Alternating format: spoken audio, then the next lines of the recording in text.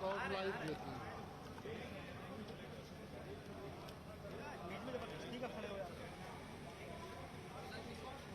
रक्षा मत उठा, माइक गिर जाएगा भाई। तू छोटी वाली चला लो। अरे वो तो सर है बड़ी वाली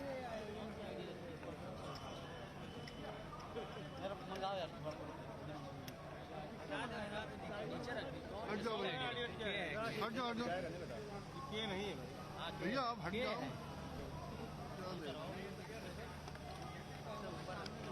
कितनी है?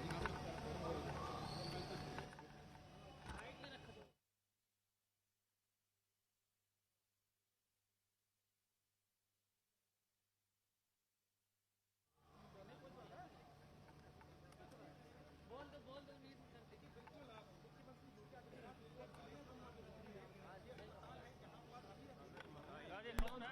भैया ये के वाली आईडी, ये के वाली आईडी साइड में रखिए, सबसे ऊपर रखिए। के वाली के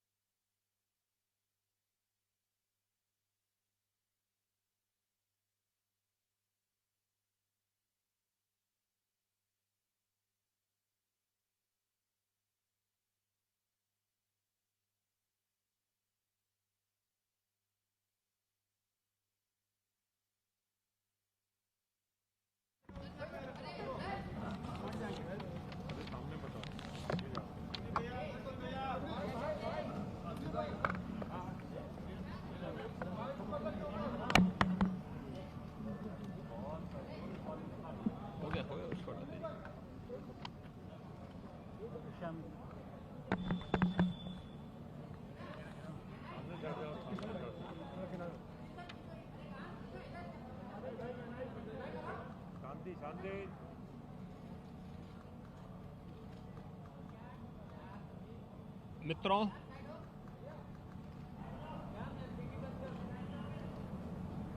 सोलह जनवरी 2021 से देश के अंदर इस सदी की सबसे बड़ी महामारी की सुरक्षा कवच के रूप में वैक्सीनेशन का कार्यक्रम आदरणीय प्रधानमंत्री जी की प्रेरणा से प्रारंभ हुआ था। पूरे देश ने प्रधानमंत्री मोदी जी के नेतृत्व में कोविड प्रबंधन में जो एक सकारात्मक भूमिका का निर्वहन किया, आज उसका परिणाम है कि कोविड प्रबंधन में उत्तर प्रदेश देश ने दुनिया के अंदर और उत्तर प्रदेश ने देश के अंदर काफी सफलता प्राप्त की है। आज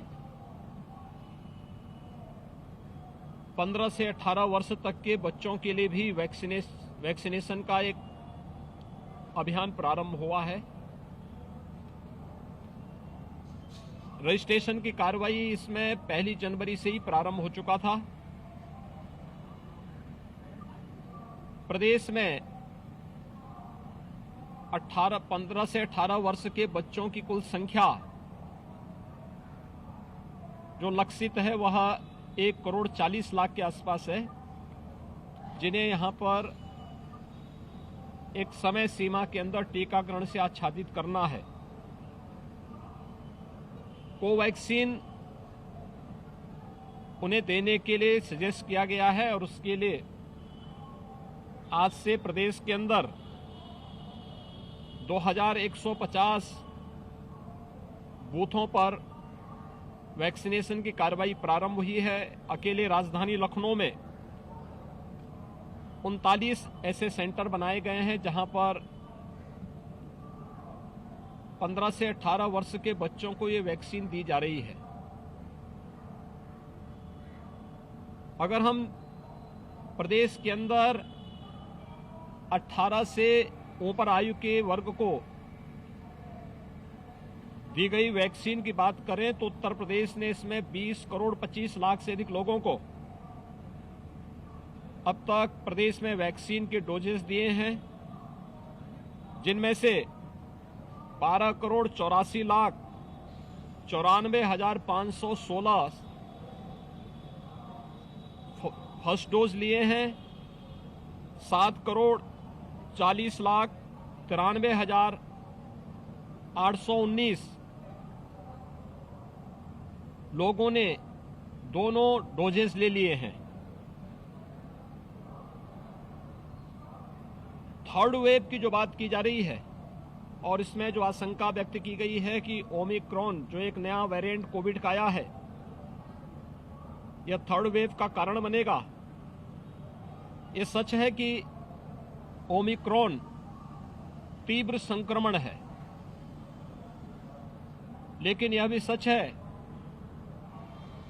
कि सेकेंड वेव की तुलना में ओमिक्रॉन जो वेरिएंट आया है कोविड-19 का, ये काफी कमजोर है।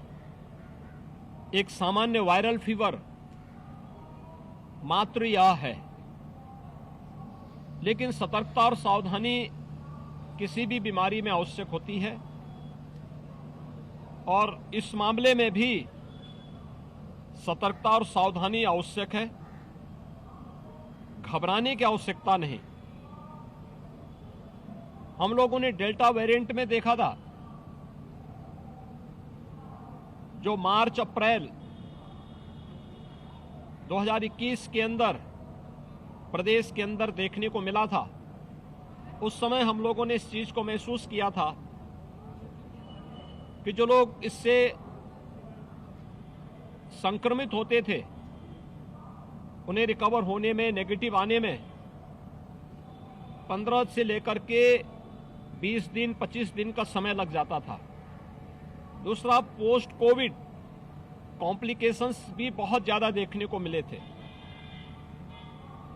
ओमिक्रॉन के मामले में अब तक इस प्रकार की स्थिति नहीं है।